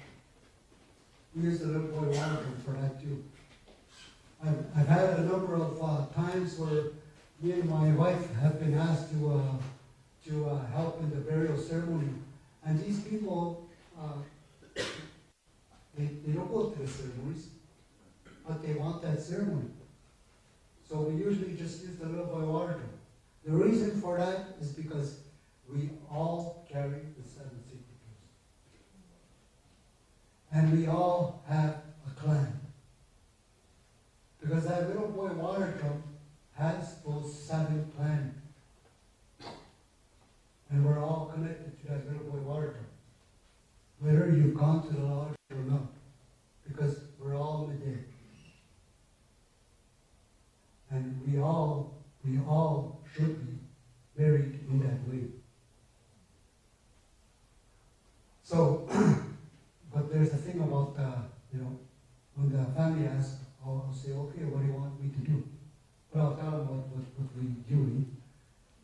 And, but if you've gone to the lodge and you're going to become Mede, then once you become Mede, like the 1st degree, 2nd degree, 3rd degree, 4th degree, once you're there, the one that initiates you is the grandfather. So, when you pass away, on the 3rd night, because the 1st night the little boy water drum presides. The 2nd night the little boy water drum presides. The 3rd night the little boy water drum will open up the ceremony. And then we'll open up the grandfather drum. Then it's the grandfather drum that will give the teaching of the burial teaching.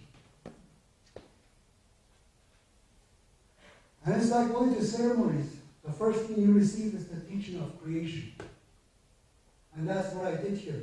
I gave you a partially of that. Because when we pass away, what happens? Who cries first? The family. Because you're leaving. And it's like you hear that first night you stop. All those cries. The 2nd night you're stopping, you're hearing those cries again. And the 3rd night you're hearing it again. And then they tell you, okay, from this time on, you look ahead. Don't look back. We're going through the whole thing again, except we're not leaving the Creator's side. We're leaving our family behind. And that's what's happening. And we don't heal from grief. We never do. But we change. Because we'll never forget. We'll never forget. And that's the important thing, is that I've heard people say, oh, I got healed from grief. Oh yeah. Some things, but you'll never fully heal from it. Because it's just a change. We do something and we make a change in it.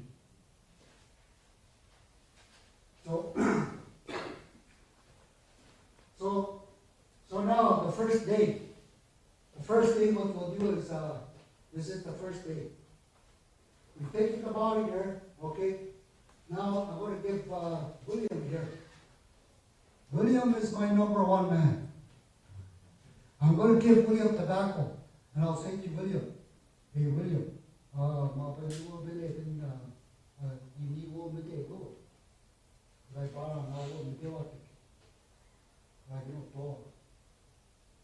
I just said to William, can you go get that tree, that sapling?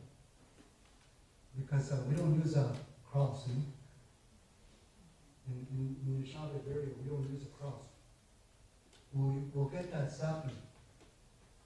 And I tell William that, I tell him what his Anishinabe name was and what his clan was, and I give him tobacco. Then William will go look for that 4th degree pole, or that 3rd degree pole, or that 2nd degree pole, or that 1st degree pole. He'll go look for that pole. He'll take his pipe and his smudge, and he'll put that smudge in those 4 directions. Just like what we do to the Sundance pole, or the Raskana Bagway Nimun pole. the same thing. Because I'm the one that also gets those poles for our initiation lodge. I'm the one that also gets that tree that stands in the middle, the center tree. I'm the one that gets that. That's my responsibility here. So you will do that, and you'll go talk to that tree, and you will talk about my life. He doesn't say, "Oh, Willie Turtle was born in 1957. Nice old man, you know, couldn't stand him now and then." But when he passed away, well, no, he passed away at a certain time. No, he doesn't say that. He talks about that person and what he knows about that person. And while he's talking, he's also got the pipe going. So then he's offering the pipe. So after he lights the pipe, then he'll cut that tree down. And he'll bring it to that place. And when he brings it to that place, I'll say to him, and he was a catfish guy. Oh, yeah, but just make a turtle plan, okay? Because that's his head plan. What a turtle. So he'll make that design of the turtle. He'll carve that out. And then what we do on this pole is we'll nail that plan onto that pole. You know? And he's standing. There's a reason why we do that. And I'll tell you after. So now, also we put the colors there. We put the colors of the lodge, and we'll also put the colors of his nosewood. And also his clan. And sometimes we'll even put a reef, a cedar reef. And there's a certain type of cedar we used to use a long time ago for cedar plants. And that's that vine that grows on the ground. That's the cedar to use, because you can pick up that vine and you can make a reef.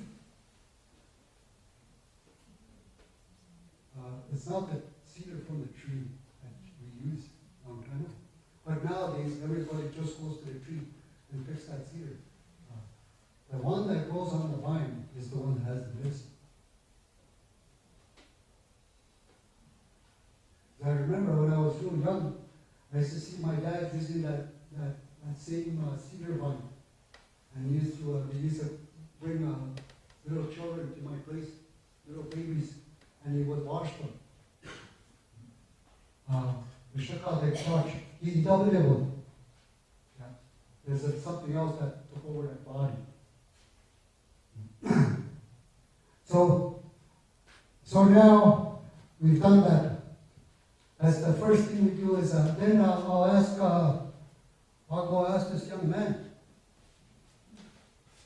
You know, I'll ask this young man, can you go get a grave ready? And he'll say, okay. What kind of grave do you want me to make? I'll have to draw it for you, because we're not going to use the coffin. No. And I need you to go get poplar saplings, 5 to 6 feet wide. All for what? Well, I'm going to draw you a little drawing, the way you're going to do that grave. And the way we do the grave,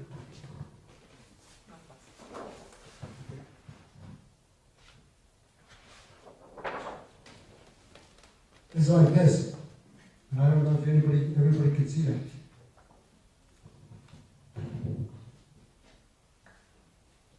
But it's 6 feet long, 4 feet down, and then we go 2 feet across from both sides, 4 feet down, 2 feet, another down, another 2 feet, and 2 feet across. So what you're having is this thing that looks like this. Remember, at the beginning I said, we'll give a woman a big bag of cedar. Well, that's where that comes in. They used the cedar to wrap up the body. They also used the cedar to wash the body. Now we have the cedar left over. we're going to use that cedar during the ceremonies or those nights of the wake, but there's going to be that extra cedar left over. So that extra cedar that's left over, we're going to put at the very bottom. So remember I said this is 4 feet like this, 2 feet, 2 feet, so that's 6 feet. So we put the body in the middle there. We put the body in there. But we put a lot of cedar there first. Now, we use a star blanket. Now say for example, this was Ogichita. If he was Ogichita, we would use the buffalo robe. We would use the buffalo robe to wrap him up in a buffalo robe. Or if he was the head one of the lodge, if he was Gitsit. We call that Gitsit is the one that wears that otter hat. You know, the head one. Now we have woodland dancers, they dress like that. Yeah, that's not Gitsit. That's just a dancer. But those veterans, you know, our veterans are slowly going. Now, back home, we just have a Korean that's alive. And he's getting up in his age. So, the veterans, if they live that traditional Anishinaabe way, we will wrap them up in that buffalo robe. Or if it's a woman that was of the lodge, like the head one, we will wrap them up in that way, in the star blanket and the buffalo robe. We'll wrap them up like that.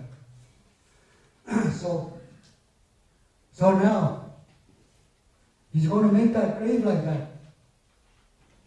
And I don't say to him, you go to the garage over there and you go ask that thing. Make it easy on yourself. He might do that, eh? If it's winter time, he's going to have to do that. But if it's in the summertime, you'll look for maybe 4 helpers. They'll take the shovels. And they'll go dig that grave. Old way. They'll dig up that grave. And then you'll get another couple of guys, and you'll give them tobacco and say, here, I got $20 here. Go get some gas for the chainsaw. I want 6 feet of saplings. Go right across. And he says between 5 to 6 feet long. And they'll go get those saplings. And then what they do is they'll lay out those saplings on the ground that they measure 6 feet. And once they get there, they say, okay, that's it, we have enough. And what they're doing is that this is where the body's going to go. Right over here. Right in here. The sapling, after we put the body in there, we put a lot of cedar again. We put a lot of cedar, and then on top is where the sapling goes. And then after we put the saplings on there, we add more cedar. And then we'll use topsoil to fill it.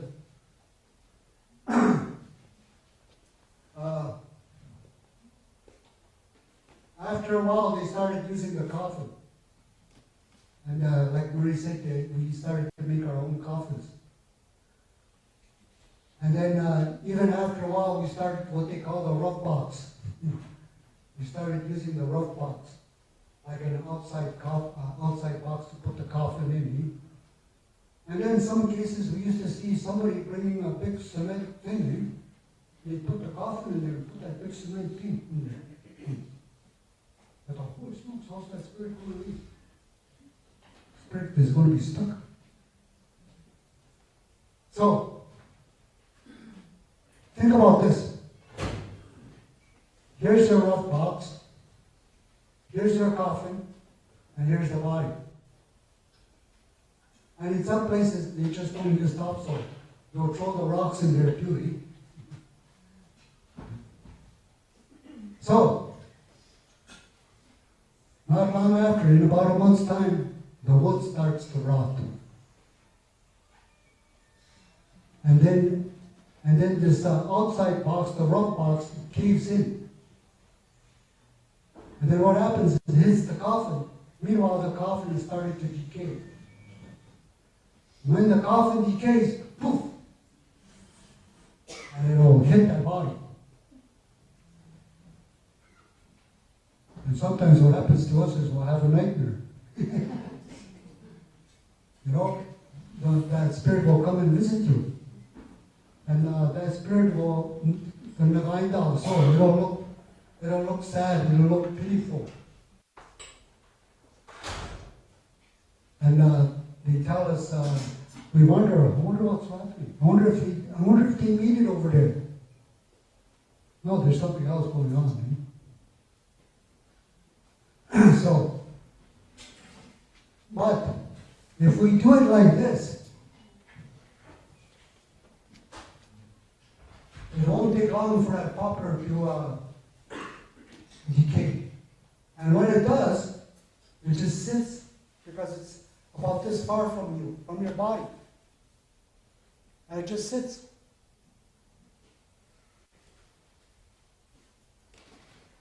And then the soul is on top. I've had incidents where I got called to help in what we call repatriation. Back in Skoogah, near Rama, they uncovered this body. And the body was, they said it was 800,000 years old. It was a chief. And he was in full form. He was still dressed. And he had his outfit on. And he had his bundle beside him. 800,000 years old. What is the burial theory? 600,000? I surely don't look like a monkey, I know for that for sure. I ain't no caveman. So now, the first night. So now this is the first day what I've asked these guys to do. And the very first thing we say to the family is, you don't do nothing. Don't do anything. We'll do everything. This is your time. This is your time to grieve. This is your time to let go. You do that. You don't do anything. Because once you start doing something, you know what's going to happen to you? You have a hard time to grieve. You will. Because you're trying to do this, trying to do that. Or you're going to go cook. You got to think about the ones that are working out there. I got to cook for them. So you're stopping yourself. That's why we don't let the family to do anything. We'll do everything. It's important to know that. So now, here I am, or my wife, she'll say, we need maybe a meter of black cloth. Bring the family over here. We're going to bring the body tonight. So bring the family over here. We're going to make tobacco ties, black tobacco ties. So, if the person was 82 years old, like her mom was 81 when she passed away. 90, yeah, 90. Her mom was 90 years old, she was secondary. So we made 90 tobacco ties, black. And every one of those tobacco ties, we talked for life, about life. When she was born to 1 year old. So we give thanks for that. And they say that after a while, this gets harder to talk about it. And the reason why we make those black tobacco ties is that we're asking for forgiveness. We're trying to help this one that passed away. We're trying to help this one clean their spirit, is what we're trying to do. So the family members are the only ones that will make those tobacco ties. And like say, these three don't want to do it because they're too busy writing. Okay, we'll get these ones to do it.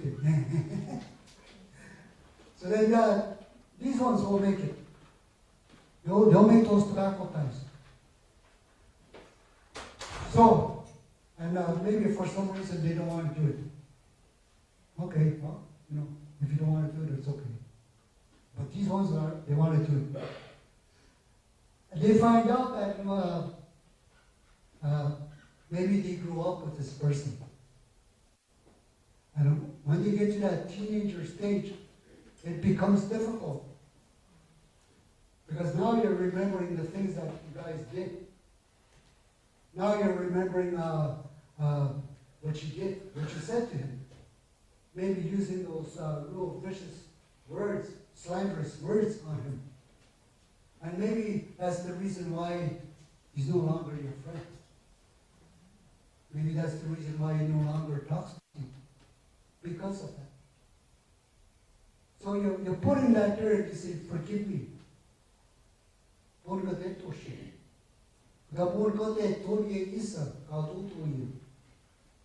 I'm asking you for forgiveness for what you did to me. I forgive you for what you said to me. You know? Every one of those right up to the time of death. Even maybe before death.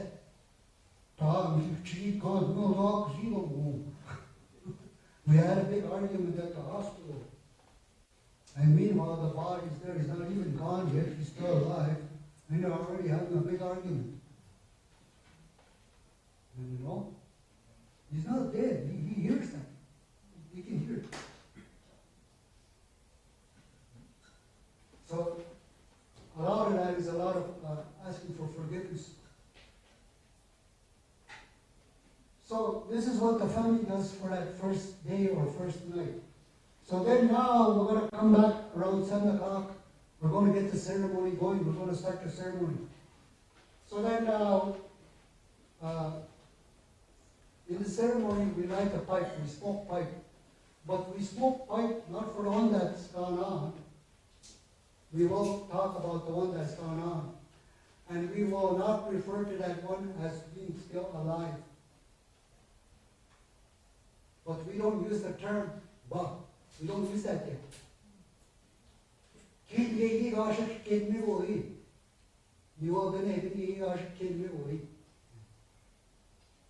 We knew you as. That's what we're saying. When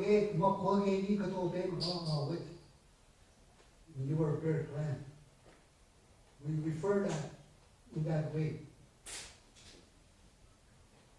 So, when we start using that terminology, Ba is on the day of the funeral.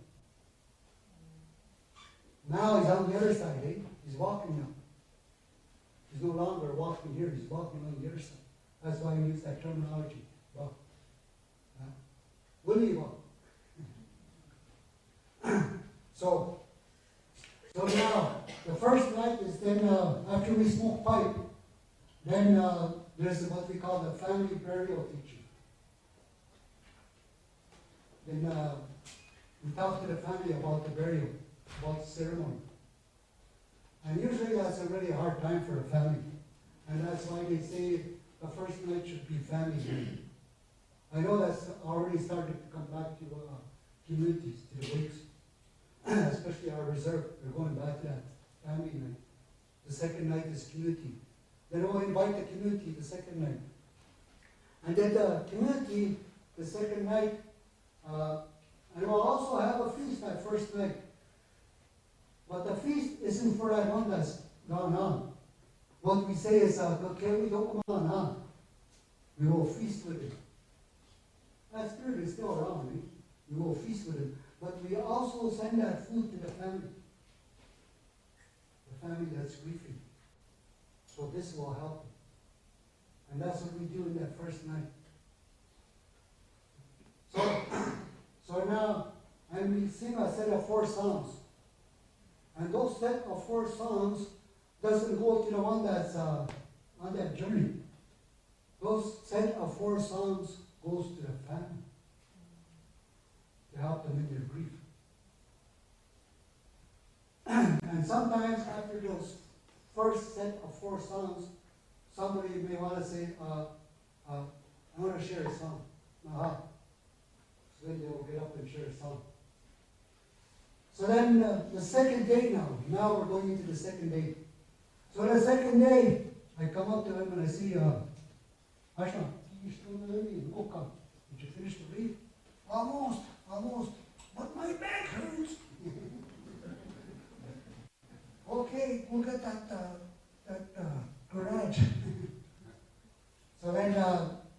we were finished with the saplings. Now, I come to him. Did you finish that Mateo Atik? He goes, yeah, I finished it. Okay, you bring that tonight. If he didn't bring it that first night, then he'll bring it that second night. So now I'm getting, trying to find what else we need to do. So then, how's the cedar? Oh, we have enough for the grave. Oh, okay. We have enough for the food. We're not going to even wish something. We're going to have a big feast tonight because community is coming. So we're getting ready for that. And then nowadays what's happening is we'll hire a caterer. some of us, that's what we'll do. And I find that the caterer, if you do that, it relieves a lot of that on the family to have a caterer. All we do to the caterer is mandami, mandami,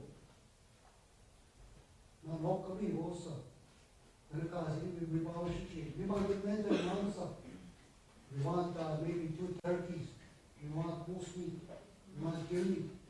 And a big box of click and baroni. So we're already talking about what we, and then they'll say, okay, we're going to have a midnight feast. A long time ago, we used to have midnight feast, at the wakes. Because over here, when it's midnight, it's noontime on the other side. You know, not wasting all the day. But over here, it's midnight. So, we used to have midnight feast. Nowadays, they have those feasts even around 10 o'clock. Well, that's the Christian thing. But with us, when we do ceremony, we'll have it at around midnight. We always, we still do that always. And we'll go and eat. And we'll offer that food. So the second night now the community is there. We do the same thing again. We light up the pipe. Now the pipe is for the community. And for the community, the understanding for the community. So now the second night, now we do the burial teaching for the community. And in this burial teaching, we also talk about the sacred fire. And we give the fire teaching. Because you have to remember, the community didn't make black tobacco ties. The community can go to the fire and offer tobacco. So when they hear that, now they know the reason why that fire is there.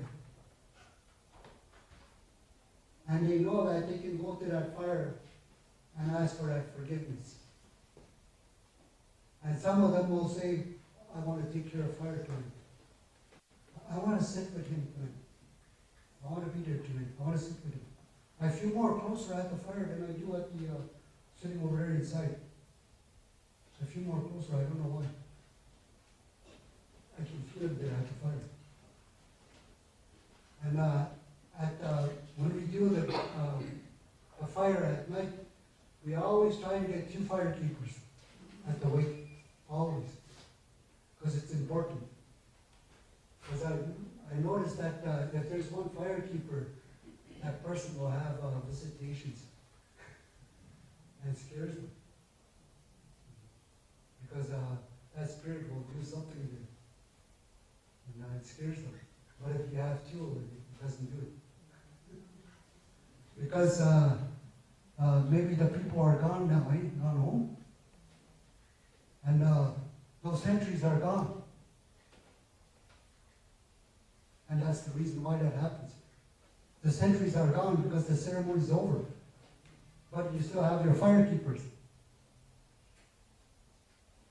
And at that, where the body is, like say we have the body over here, that's the west door. We don't have a little stand like what they do with the coffin. We don't do that. We'll put cedar on the floor. And we'll put that body on the floor. They say as close to the earth. And we put that body there. And we'll have those sentries sitting there. They're not standing, they'll be sitting there. And sometimes if they want a coffin, well, they'll have that little stand where the coffin sits on.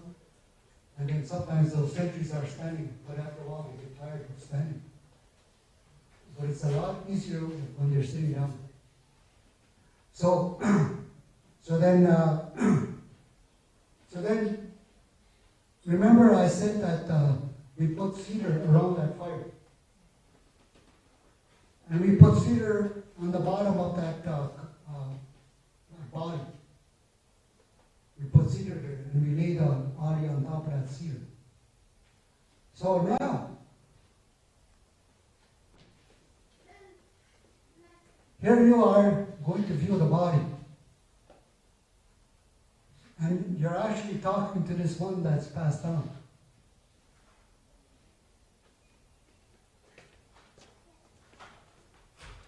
But our understanding is the spirit is over here at the fire. It's just the body. But you know what? Because this has the circle and that has cedar over there, he has opportunity to hear what's going on. And he sees what's going on. Because it's traveling. Mama Shema. So, that's why we do that. Because this cedar protects him. The cedar protects him. So if you think, well, then I'm just talking to the body then. I shouldn't be talking, I should be going to the fire then. No. That's the connection. And you know, for a long time, we didn't put cedar there when we started using the coffins. And we would still do that. We'll talk to that one that's passed on in the coffin. Why? Because we still remember that. Those old ways. We still did it. But we've forgotten about that cedar. We've forgotten about that fire. We've forgotten it. But now it's slowly coming back. So, a little coffee break? Washing break? And then I'll let her talk after.